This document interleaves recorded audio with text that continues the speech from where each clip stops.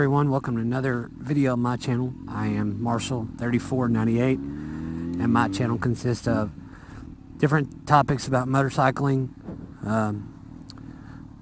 bike reviews, motovlogs, and I do have a few drone videos from my DJI Phantom 3 Professional of some scenic places around my area where I live in Tri-Cities area of East Tennessee in southern United States. Today's topic, what I'd like to talk about is my fairly new helmet. I've had it for about 2.5-3 months now, and I do commute back and forth to work, both maybe cool mornings and warm afternoons, so I have a pretty wide array of climates that I personally myself have had it in and dealing with that. And for those of you who ride, that's half the battle right there is dealing with the weather itself. So I guess I'll start with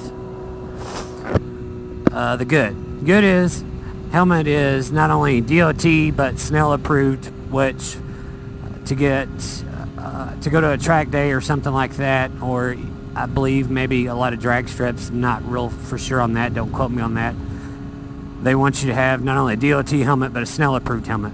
Snell approved, from what my understanding of it is it's just a stricter collision rating that the helmet has to meet higher standards versus just regular old DOT standards.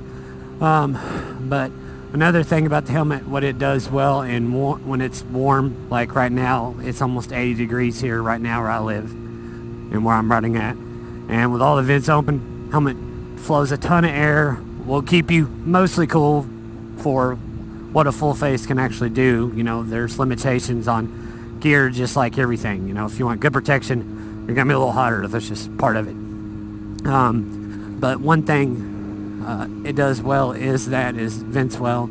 On the downside about the venting well is, especially on more interstate speeds, above 50 miles an hour, it does get a little noisy, but I generally always wear earplugs to protect my long-term hearing anyway, because those of you who ride a bike, unless it's a really big bike with a really big fairing and a really tall windshield, the air that moves around your helmet is very noisy. And actually, those of you who don't know anything about wearing earplugs, you should try it, because it will make riding, especially on the interstate for longer periods of time, more pleasant. Because believe it or not, actually hearing that much noise actually tires you out, just like the wind buffeting and the wind pressure you get on your body. So another good thing it does well is it has extremely good visibility at the top side of where you can look up at, as far as like above your forehead area. It has good peripheral vision where you can look at lane checks, to do head checks, to get over, and to see traffic around you. And it also everything just works well on it. The interior on it's really soft against your skin, so wearing it for a long period of times won't irritate your skin by any means.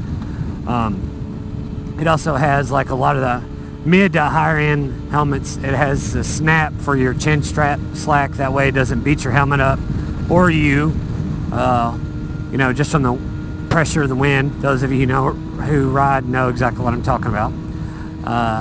Another thing it does well is it's lighter weight than my previous helmet. I had a Shoei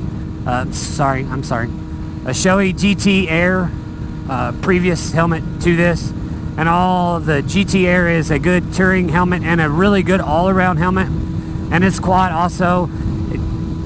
This one, the venting is a little better than the GT Air, from my personal opinion, and me having both helmets. The GT Air is a little heavier, but you have to take the good with the bad. To be lighter, it's catch-22.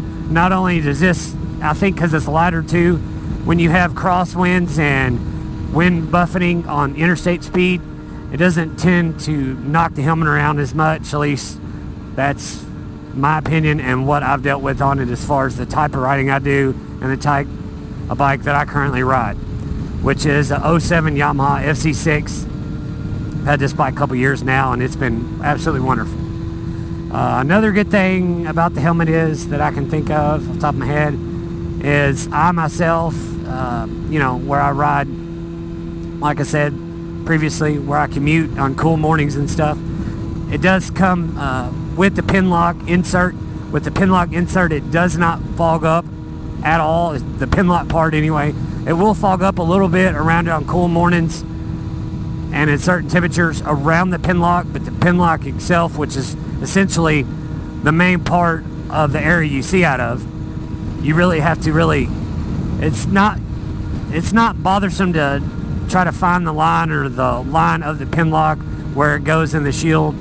You don't really even notice it once you have it in and get used to it.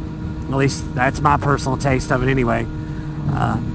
Only really biggest downfall is to it is expensive. But those of you who know and have rode for a while, good motorcycle gear is expensive because the things that it's intended to do well, it does exceptional at, because it is engineered more and built with better materials and more testing and so on and so forth.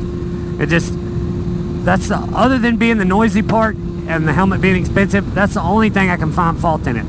It is more of a race fit around your cheeks and the brow of your head than, say, like for instance, a more touring helmet than my GT Air Shoei I had before this. But I don't mind that because as your head gets moved around from wind buffeting, the helmet doesn't move as much on your head around, at least my personal opinion, as a more touring fit. I like more race fit where I really feel like the helmet is really hugging me and the helmet's not moving around and it kind of messes with you. For those who've ridden a while, you know what I'm talking about. As far as the helmet just jiggling around, it's weird. It's not comfortable to me anyway.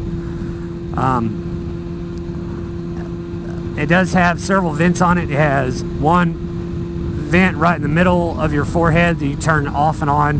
It has two vents on either side of that have a high and a low chin vent, and a rear exhaust vent with just an on or off.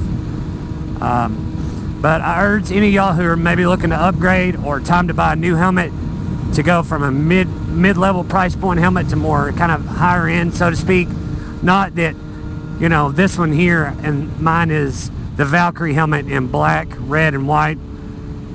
I think at the time when I bought it, of course, it depends on where you buy it from, I think it was in the high $500 US anyway range. I got mine from RevZilla. Awesome people.